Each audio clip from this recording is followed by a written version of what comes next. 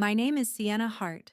I'm 32 years old, and I own a string of artisan bakeries in San Diego that people love to call inspiring. Like success somehow makes a story easier to hear. It doesn't. Because no matter how beautiful my life looks now, there's one sound that can still drag me straight back to being 8 years old. A phone ringing and ringing while I stand there, frozen, already knowing the person on the other end wants something I should have gotten decades ago. That day, my screen lit up again and again with numbers I didn't save, but somehow recognized anyway. I let it ring. 5 minutes, 10, 30. I kept frosting cakes, checking the ovens, signing invoices, acting like my hands weren't suddenly shaking.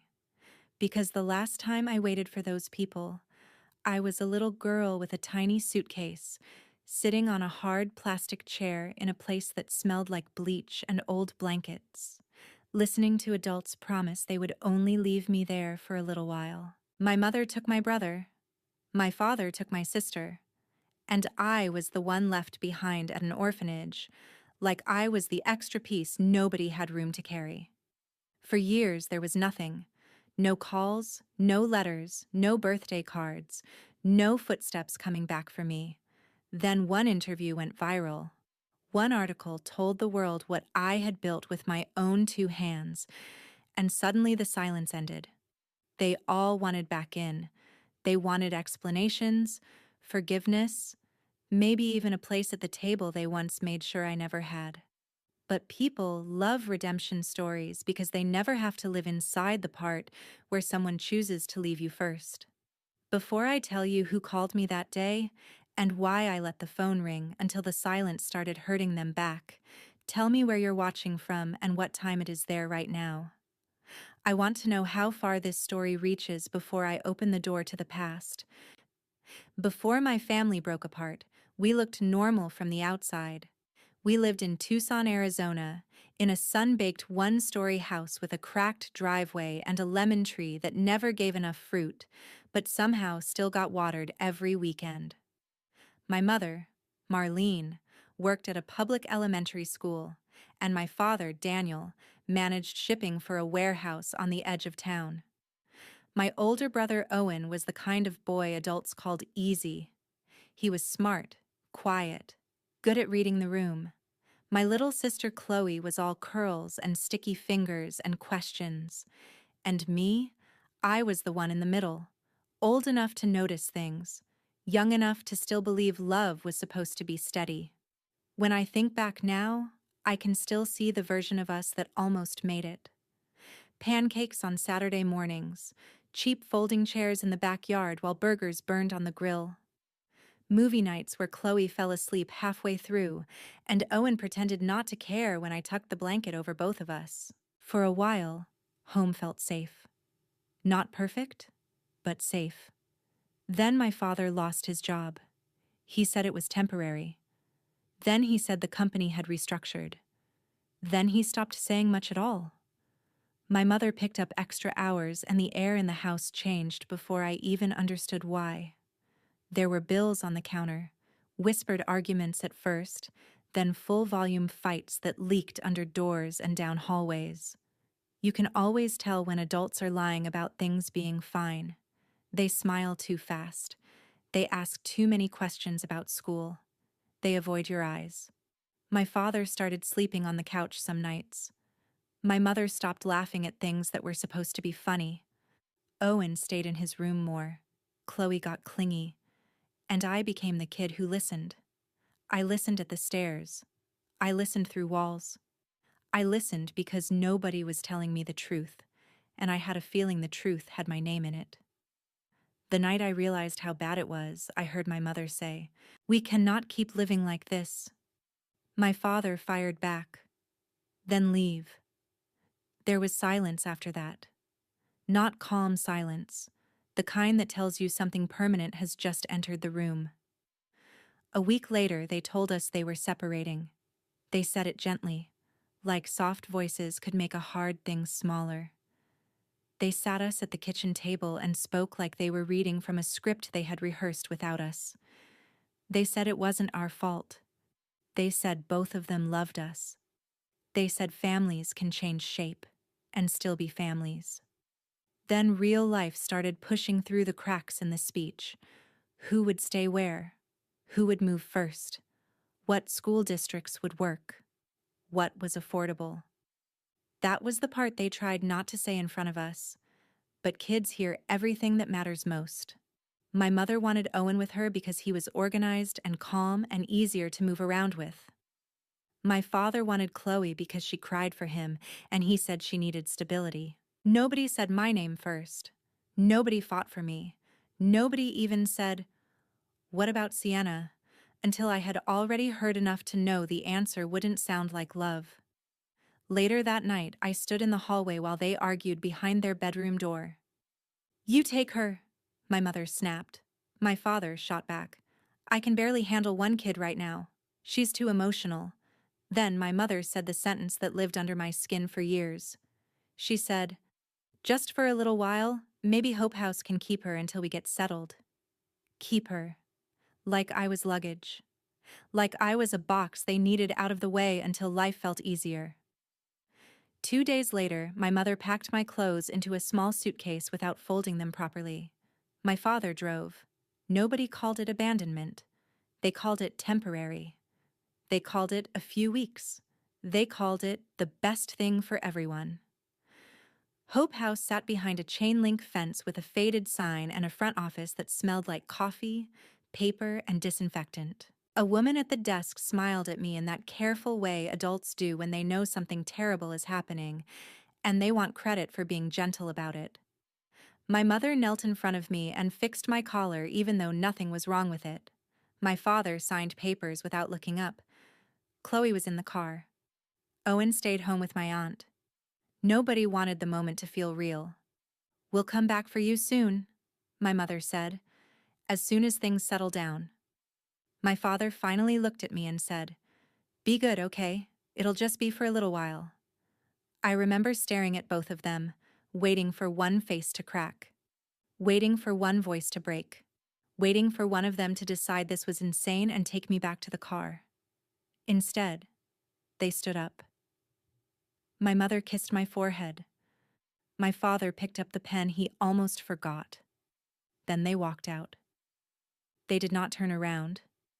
They did not wave. They did not come back that weekend. Or the next one. Or the one after that. The first night at Hope House, I slept in a narrow twin bed with a plastic mattress cover that crackled every time I moved. The room held 4 girls, but nobody spoke after lights out. One girl cried into her pillow. Another stared at the ceiling like she'd done it so often she could see something written there.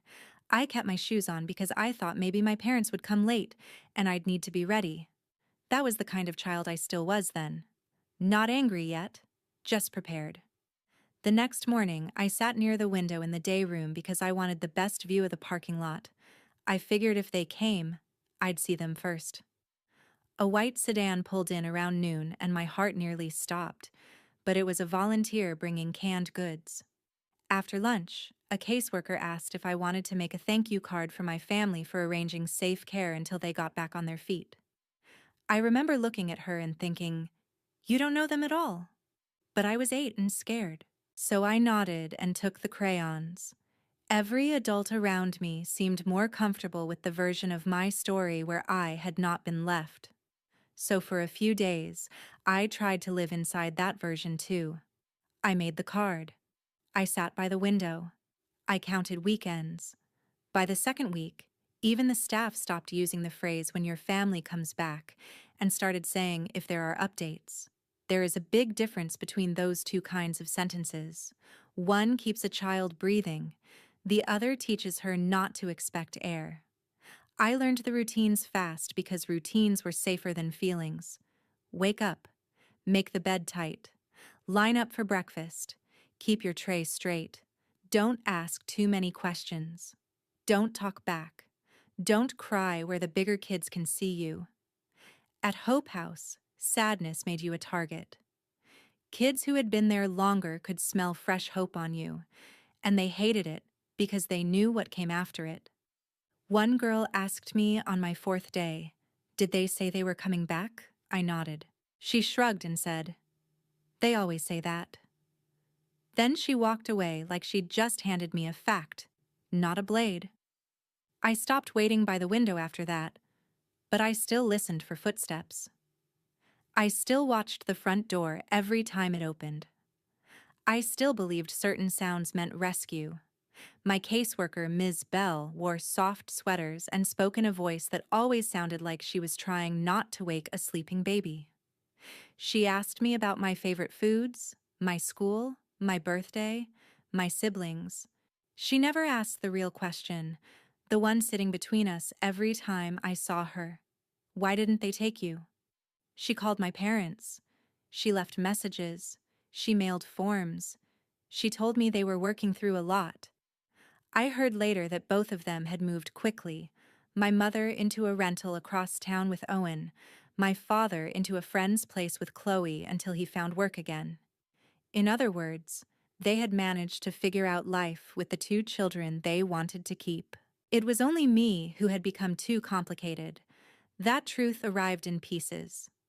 First there were no calls, then there were no visits, then there was paperwork. Adults never say, "Your parents are choosing to disappear." They say things like delayed response and no current placement plan and temporary care extension, but it all means the same thing. One afternoon, I heard Ms. Bell talking outside her office. She didn't know I was around the corner. She said, "We may need to transfer her into long-term foster placement if the family remains non-responsive." Non-responsive. That word changed me. It sounded so clean, so professional, so much nicer than abandoned. Around the same time, I learned my mother had told relatives I was staying with family friends while things got sorted out. My father told people I was in a special school program. Everybody got a lie that made them comfortable. I got a bunk bed and a locker with a broken hinge. The part that hurt most was not hunger or rules or even fear. It was invisibility. My brother and sister still existed in their new homes. They had rooms, routines, bedtimes, school mornings. They were still inside the story of the family, even if it had split in half. I was the part everyone edited out. A child can survive a lot. What she cannot survive unchanged is the knowledge that when the adults in her life started making cuts, she was the easiest one to remove. At night, after lights out, I used to press my fist against my mouth to keep the sound in. I didn't want the other girls to hear me crying. I didn't want to sound like someone still waiting. But deep down, I was still waiting. Waiting for one grown-up to realize they had left a living, breathing daughter in a place designed for children nobody came back for. Waiting for one phone call that would say there had been a mistake. Waiting to matter enough for someone to be ashamed. That call never came. The week my 9th birthday passed with no card and no cake, and no voice from home. Something inside me went quiet. I stopped asking the staff whether there had been any updates. I stopped checking the parking lot. I stopped making excuses for people who had made a choice, and then built a whole new life around pretending it wasn't a choice at all. That was the year I learned how to become useful. Useful children get noticed less. Useful children cause less trouble. Useful children survive longer. So I cleaned tables. I folded laundry. I helped the younger girls tie their shoes and memorize the order of the cafeteria line. I swallowed every question that sounded too much like a wound. But even then, every now and then, usually right before sleep, one thought would float up no matter how hard I pushed it down. My mother took my brother. My father took my sister. And nobody took me. When I left Hope House for foster care, I thought maybe that meant my life was moving forward. Kids in children's homes imagine foster families the way lonely people imagine miracles. You picture a porch light, a woman who remembers your favorite cereal, a man who teaches you how to ride a bike if you somehow missed it the first time, a room that smells like detergent and safety. What I got instead was a series of houses where I learned how many different ways people can make you feel temporary. My first placement was with a couple who already had 3 boys and took foster kids for the stipend. They weren't monsters. That almost made it worse. Monsters are easier to hate. These people were just indifferent in a way that hollowed you out slowly. My clothes stayed in trash bags for months. I slept on a fold-out couch in a den with no door. Every time relatives visited, I was told to make myself scarce. I became very good at disappearing before anyone had to ask twice. When they decided they were overwhelmed and wanted to focus on their real family, I was moved again. That phrase stayed with me for years, too. Real family. As if I had been a rehearsal. My second placement had too many kids and too few adults paying attention. Food vanished fast. Privacy didn't exist. School changed again, and with it, the whole exhausting ritual of being the new girl with no clean answer when teachers asked where home was. I got good grades when I could, because being smart was the one thing that still felt like mine. But pain has a way of showing up in the body whether you invite it or not. I clenched my jaw so hard in my sleep I started waking with headaches. I jumped when doors slammed. I said sorry all the time, even when nobody was talking to me. Then came the foster mother who specialized in polished cruelty.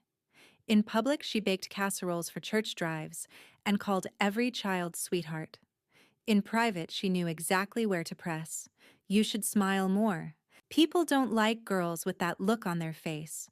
Maybe if you were easier to love, somebody would have kept you. She never hit me. She didn't have to.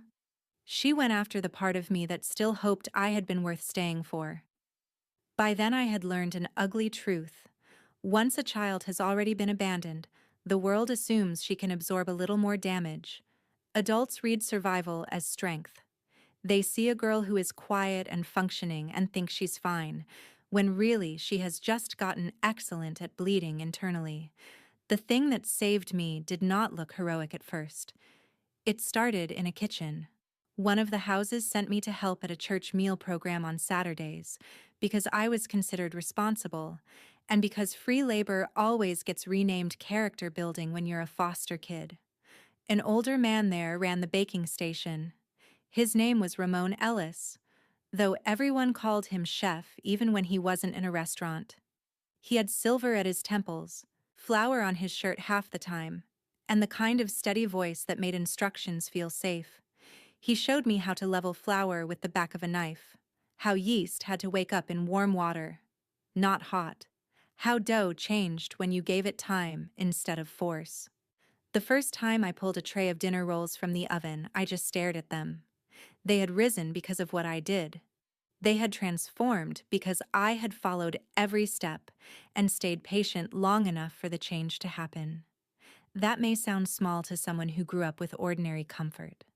To me, it felt like finding proof that care could lead somewhere. People had always been unpredictable. Rules had always changed. Love had always come with an exit. But baking responded to consistency. It rewarded attention. It asked for discipline, then gave you something warm in return. I started volunteering for every kitchen shift I could get. I learned to make biscuits, cinnamon rolls, braided loaves, simple fruit pies. Chef Ramon didn't flatter me. He corrected me when I rushed and made me start over when I got sloppy. But he also treated me like someone capable of mastery, not just someone in need. There is a huge difference between pity and respect, and I was old enough by then to know which one I was starving for. Around the same time, a guidance counselor named Mrs. Vivian Brooks noticed that whenever school asked students to write about the future, I stopped sounding like a foster kid filling out forms and started sounding like a woman building a life. She asked me once why I stayed after lunch to help cafeteria staff stack trays. I shrugged and said I liked kitchens. She said, "No, you like order. You like making things happen with your hands." That sentence hit me hard because it was the first time an adult had described me in a way that had nothing to do with damage. Mrs. Brooks helped me get into a vocational program with culinary electives. Chef Ramon helped me practice. I started waking up early to bake before school if I had access to a kitchen, and if I didn't, I wrote recipes in the margins of old notebooks and memorized measurements like prayer. Foster life did not suddenly get easy. I was still moved again after one placement ended. I still learned not to unpack too much. I still had nights where anger came up so hot I had to sit on my hands to keep from breaking something, but now there was a small, stubborn light inside me. Every time I kneaded dough, every time butter melted into flour, every time a crust turned golden at the edges, I felt less like the leftover child and more like somebody becoming. By 16, I was helping cater small church events and neighborhood gatherings. By 17, I was the person Chef Ramon trusted with the bread station without supervision. He told me once, "You have a gift, Sienna, but more than that, you have discipline. Talent makes noise. Discipline builds a life." Nobody in my biological family ever gave me words like that. Nobody told me I had something worth growing. The people who had made me did not stay long enough to see who I was. But two strangers did. An old baker with flour on his sleeves, and a counselor who noticed where my eyes lit up. They were the first people who taught me something I would spend the rest of my life proving true. Being left behind does not mean you are meant to stay there. It only means you will have to build your own road out. I aged out of the system at 18 with one duffel bag, a folder full of paperwork nobody really explains to foster kids until it's too late, and a scholarship to a community college culinary program that felt way too small to carry the size of my hunger. Not hunger for food, hunger for control. Hunger for a future nobody could take because nobody had given it to me in the first place. I moved into a shared apartment in San Diego with two other girls who didn't care where I came from, as long as I paid rent on time and kept the sink clean. That was one of the first freedoms adulthood gave me. Nobody asked me to perform gratitude for being allowed to stay. I enrolled in classes during the day and worked mornings at a diner that served breakfast to men in work boots and women in scrubs who smelled like perfume and exhaustion. At night, I cleaned equipment at a small bakery in North Park until my back ached and my fingers went numb from hot water and sanitizer. I did homework at bus stops. I memorized inventory costs while waiting tables. I lived on coffee, toast, and the kind of determination that borders on anger if you get close enough to it. By then, I understood something most people don't learn until much later. Stability is expensive. Peace is expensive. Not having to beg is expensive. And when you come from nothing, every ordinary thing feels like a mountain with bills attached. I started selling my own pastries at a weekend farmer's market using recipes I had spent years refining. Honey sea salt rolls, brown butter muffins, cardamom buns that sold out before 10 in the morning when the weather was cold enough for people to want comfort. At first, I was just trying to cover gas and textbooks. Then I noticed something. People came back. They brought friends. They asked where my shop was. I didn't have one. Not yet. But for the first time, yet sounded more powerful than never. That market is where I met Tessa Monroe. She had a booth nearby selling handmade ceramic mugs and talked faster than anyone I'd ever met. Tessa had a business brain wrapped in a messy bun and a leather jacket. She looked at my pricing board one morning and said, "You're undercharging by at least 20% and smiling like it's a personality trait." I laughed because nobody had ever critiqued me that casually without trying to make me feel small. She became my first real friend in adulthood. Not a counselor, not a mentor, a friend. The kind who showed up with coffee when I had a breakdown over rent and who could look at a spreadsheet like it was gossip. A few months later, I met Adrian Cole. He came into the bakery where I worked nights because his architecture firm was doing late hours nearby, and for a full week, he ordered the same black coffee and one plain croissant like he was too tired to choose joy. On the 8th day, he asked who made the orange rosemary scones. I said I did. He took one bite and closed his eyes like he was having a spiritual experience in front of the pastry case. I should have found that ridiculous. Instead, I laughed so hard I had to look away. Adrian was careful with people in a way that made me suspicious at first. Men who are too gentle can feel unreal when your nervous system has been trained on instability. But he never pushed. He never tried to fix my past or drag my story out of me before I was ready. He liked my ambition. He respected my boundaries. He asked real questions and waited for real answers. That patience made room for trust. Not all at once. Not in some dramatic movie scene. Slowly. The only kind of slowly I had learned to believe in. I transferred from community college into a business-focused culinary extension program and started mapping a future bigger than surviving shifts. Tessa kept telling me I needed a brand, not just recipes. Adrian helped me think visually about space and flow and why people return to certain rooms. Chef Ramon, who still called me kid even when I was legally grown, reminded me not to chase aesthetics so hard I forgot substance. Somewhere in the middle of all that, the name came to me.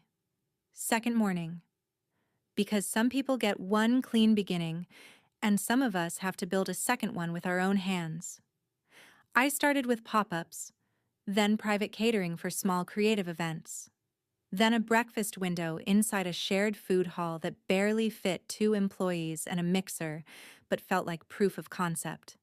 I was terrified the whole time, terrified the market would cool off, terrified I'd miss payroll, terrified every success would reveal I had gotten too comfortable and forgotten that life can still take things. But fear is different when it's riding next to purpose.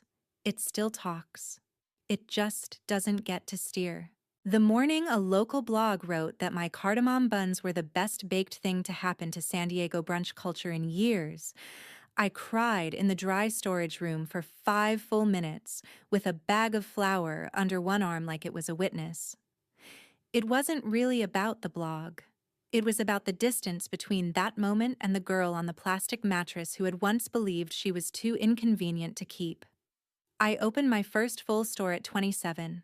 White tile, warm wood, open shelving, a long communal table because I wanted strangers to sit near each other and maybe feel less alone while eating something good. We hired 2 former foster youth in the first year because I knew exactly what it meant to age out with no network and nowhere soft to land. I was not interested in building a pretty business with a sad origin story attached like decoration. I wanted to build something that fed people, literally, emotionally, practically. Something that turned what had nearly ruined me into the opposite of ruin. Business grew. So did my confidence. So did the part of me that no longer measured worth by whether someone came back.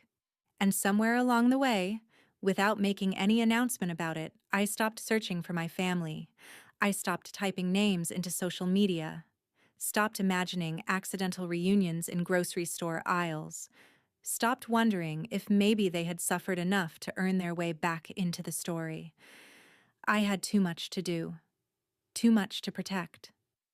Too much life of my own. That was the strange beauty of success after abandonment. It did not erase the wound. It just stopped the wound from being the center of every room I walked into.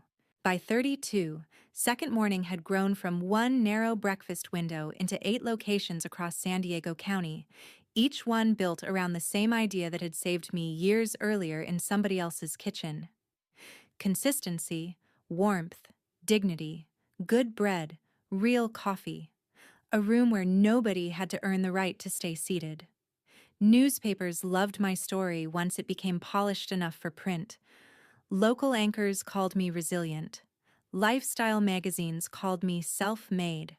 They put me in linen blazers and photographed me beside racks of pastries like survival had been a branding exercise instead of a private war. I understood the value of press, so I smiled and did the interviews.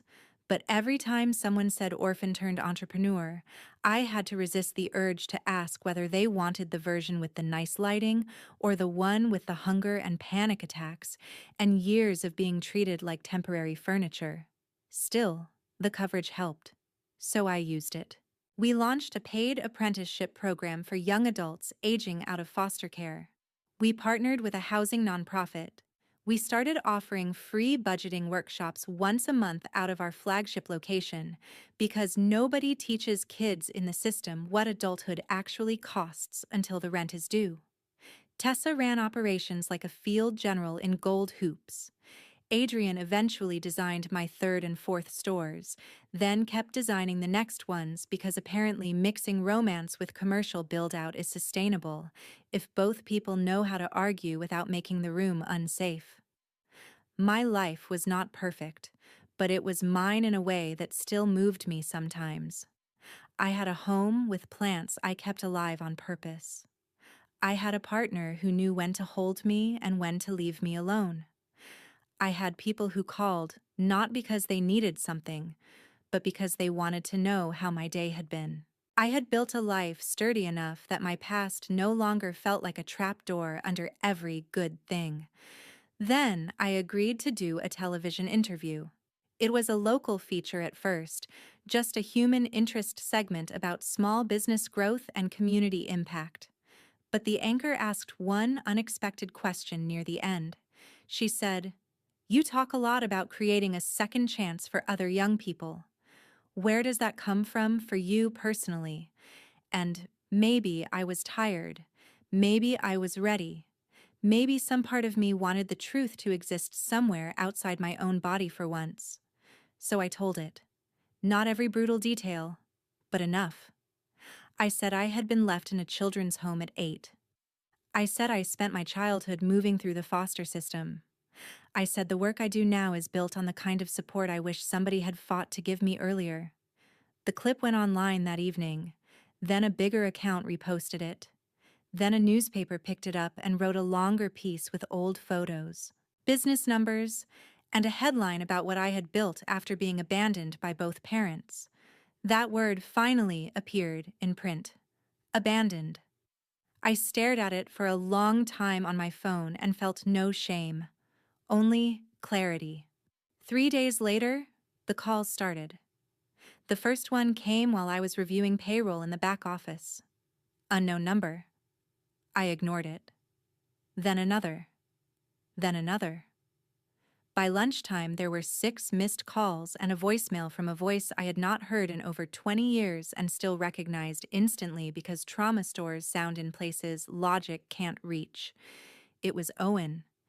His voice had gotten deeper, but the rhythm of it was the same. He said, "Sienna, it's me. I know this is a shock. Please, call me back. There's a lot you don't know." I sat so still after that message ended that one of my assistant managers knocked on the office door to ask if I was okay. I said yes, which was not true, but also not entirely false. I was functional. That had been my version of okay for most of my life. The second voicemail came from Chloe that evening. She cried before she finished saying my name. The third was my mother. She sounded older, breathier, like regret had weight in her chest. Then my father called.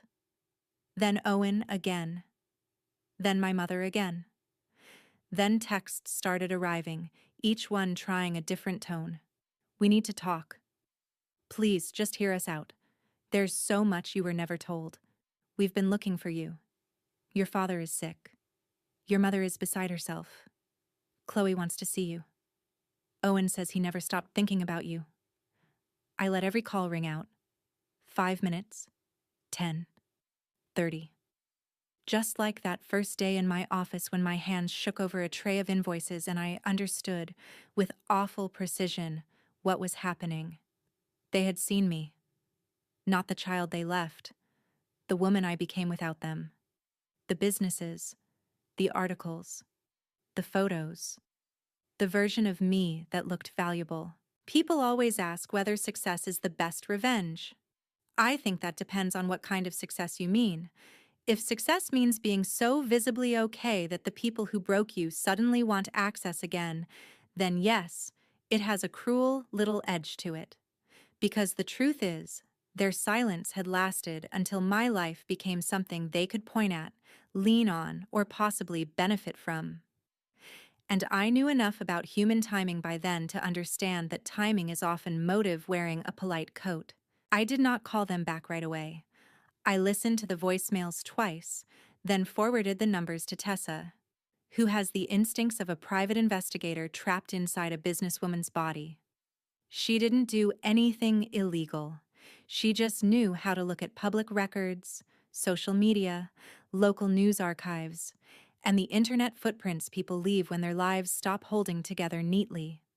By the end of the week, the picture was ugly enough to make the timing of their sudden love feel even dirtier.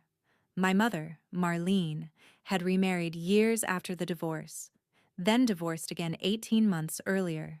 Her second husband left after a long stretch of financial problems she had apparently hidden from almost everyone. My father, Daniel, had developed serious health issues and was living alone in a one-bedroom rental outside Phoenix after burning through what little savings he had. Owen worked in regional sales until he got tangled in an expense fraud investigation and lost his job.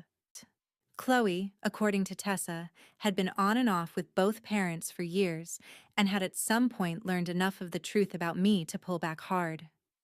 In other words, life had done what conscience never managed to do. It had cornered them. Suddenly my story wasn't a family shame they could bury. It was a door they wanted reopened, because maybe the daughter they threw away had grown into someone useful. Maybe I should tell you that was the moment all my feelings shut off, and I turned into ice. That would make for a cleaner revenge story. It would also be a lie. What I felt was complicated. Rage, yes. Disgust, absolutely. But also grief. The old kind, the humiliating kind, the kind that doesn't care how successful you are. Because even when you know exactly who people are, there is still a part of you that notices how long it took them to want you and bleeds anyway.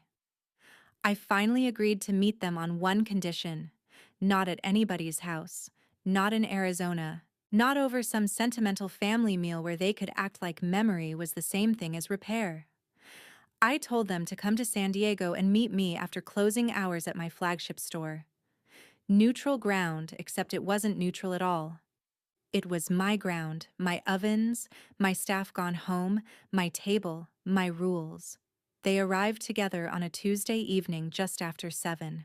I saw them through the front windows before I unlocked the door, and for one surreal second, they looked like a family in an ordinary scene, standing under the soft light outside a bakery, shifting their weight, waiting to be let in. Then I remembered what families do when they want to keep you, and the image broke. My father looked smaller than I remembered, not just thinner, but dimmer somehow, like life had scraped him down. My mother had the same hands, still restless when nervous, twisting the strap of her purse. Owen carried himself with the careful politeness of someone who knew he needed mercy and had no right to ask for it. Chloe looked at me the way people look at a grave they've finally located after years of not knowing where to stand. I let them in. Nobody hugged me. Good. They sat at the long communal table where strangers usually shared pastries on Sunday mornings, and for a while nobody knew how to begin. Finally, my mother whispered, "You look beautiful." It was such a useless sentence in that room that I almost laughed. Instead, I said, "You didn't come here to describe my face. Start talking." Owen tried first. He said they had all been through hard times. He said there were things I never understood as a child. He said everyone had regrets. My father said he had been overwhelmed, broke, ashamed, drinking too much. My mother said she had been drowning and thought I would be safer in temporary care than in the chaos they were living through. Chloe cried and said she had only learned the full truth a few years earlier, that she'd been told I was with family, then told the system had made contact impossible, then told so many versions she stopped knowing what was real. I let them talk. I let them explain. I let them rearrange the past until all the sharpest corners had almost disappeared. Then I stood up, walked behind the counter, and came back with 4 slim folders I had prepared the night before. Each one held copies, dates, placement records, school transfer forms, notes from caseworkers, aged-out paperwork, a birthday intake form with no emergency contact listed. I placed one folder in front of each of them. My hands were steady. My voice was too. That surprised even me. "You all keep using words like hard and overwhelmed and complicated," I said. "So let me simplify it for you. You did not lose me. You left me." Nobody moved. I kept going. I told them about Hope House and the window I used to sit by. I told them about the foster home where my clothes stayed in trash bags, the woman who smiled in public and whispered poison in private. The nights I rationed food because I didn't know if enough would still be there in the morning. The schools where I learned not to mention parents because pity made people awkward and cruelty made them interested. The headaches, the insomnia, the way I apologized for existing well into adulthood because somewhere along the line I had absorbed the idea that needing anything was dangerous. My mother started crying halfway through. My father stared at the paperwork like it might blur if he didn't fully look at it. Owen covered his mouth. Chloe wept openly. I did not stop. I had waited too long to be interrupted by tears that should have come decades earlier. Then I told them about Chef Ramon, about Mrs. Brooks, about Tessa and Adrian and the life I built from scratch. I told them because I wanted them to understand something essential. They were not sitting across from a broken child who had survived by accident. They were sitting across from a woman who had been rebuilt by people with no obligation to love her and no blood tie forcing them to stay. That was their indictment. Strangers did what family refused to do. When I finished, silence settled over the room with real weight. Then my father said the thing I think he believed would move me most. He said, "I know I don't deserve this, but I'm sick, Sienna. I don't have much time, and I wanted to make things right before it's too late." My mother reached for my hand, then stopped when I didn't move. Owen admitted he had hoped maybe I would help the family get through this stretch, that maybe with everything I had built, there was a way to support our father's care, maybe help him get somewhere better, maybe even help Owen get back on his feet after what he called one terrible mistake. That was the moment the room changed. Not because I was shocked. I wasn't. Some part of me had expected it, but hearing it out loud stripped the last layer of performance away. There it was, the need beneath the nostalgia, the urgency beneath the apology. They had not found me because love finally outran shame. They had found me because my success looked like shelter. I leaned back in my chair and looked at each of them one by one. Then I said the most honest thing I had ever said to my family. I did not build this life so the people who abandoned me could come back and use it as a landing pad. My mother flinched like I'd slapped her. Maybe, in a way, I had. Chloe started saying she wasn't asking for money, only a chance. I believed part of that. Maybe even most of it. She had been younger than Owen and more lied to than I was comfortable ignoring. So I gave her the only softness I had left to offer. I told her that maybe, over time, there could be a conversation between us. Just us. Slow. Honest. No rewriting. No pressure. She nodded through tears because even she understood that slow was more than they deserved. Then I turned back to the others. I told my mother that thinking about me every day while doing nothing was not motherhood. I told my father that a deathbed apology is still late. I told Owen that being a child once explained his silence, but being a grown man for years did not. I said I hoped they all got therapy. I hoped they told the truth from now on. I hoped they learned to live with what they had done without asking me to carry the emotional cost of making them feel forgiven enough to sleep. Then I set my boundaries plainly. I would not give them money. I would not fund medical care. I would not pose for a healing family photo. I would not let them come in and out of my life based on need. If any future contact happened, It would happen on my terms, in writing first, and only if honesty remained in the room. My father cried then, the quiet kind, the kind that comes when pride has finally run out of useful lies. My mother said she was sorry over and over until the words started sounding less like language and more like collapse. Owen asked if there was anything they could do. I said yes. Tell the truth. Tell everyone who still believes your cleaner version of the story exactly what you did. Stop calling what happened a misunderstanding. Stop hiding behind the word temporary. Say it correctly for once. You left your daughter in care and built new lives around her absence. That is the truth. Live with it. They stayed another 20 minutes, maybe less. No one touched the coffee I offered out of habit. When they left, I locked the door behind them and stood alone in the quiet bakery with the lights low and the smell of tomorrow's dough cold fermenting in the walk-in. Adrian arrived 10 minutes later because Tessa had texted him when the meeting started. He didn't ask me whether it went well. Smart man. He just opened his arms, and I stepped into them.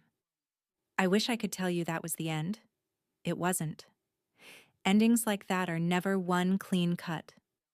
There were follow-up emails. A letter from my mother. One from Owen. A shorter one from my father after a hospital stay. Chloe and I exchanged a few careful messages over the next several months. Nothing dramatic. Nothing warm too quickly. Just truth. Finally used for something other than delay. But the revenge, if you want to call it that, had already happened. Not because they suffered, though they did. Not because I made them hurt, though I refused to soften what they had done. The real revenge was this. They saw exactly what I became without them. They saw the life, the work, the respect, the peace, the chosen family, the purpose. And they understood that none of it belonged to them. They did not get to return at the end and call themselves part of the miracle. They were the fire, not the rebuilding. These days, part of every quarterly profit from Second Morning goes into a foundation that funds housing assistance, work training, and emergency grants for young adults aging out of foster care. I started it because no child should have to become extraordinary just to survive what adults failed to do. That is the lesson I care about now. Children remember who stayed. They remember who made excuses. They remember which adults protected them and which ones protected their own comfort instead. And when those children grow up, they deserve more than empty apologies. They deserve safety. They deserve dignity. They deserve the right to set boundaries without being called cruel.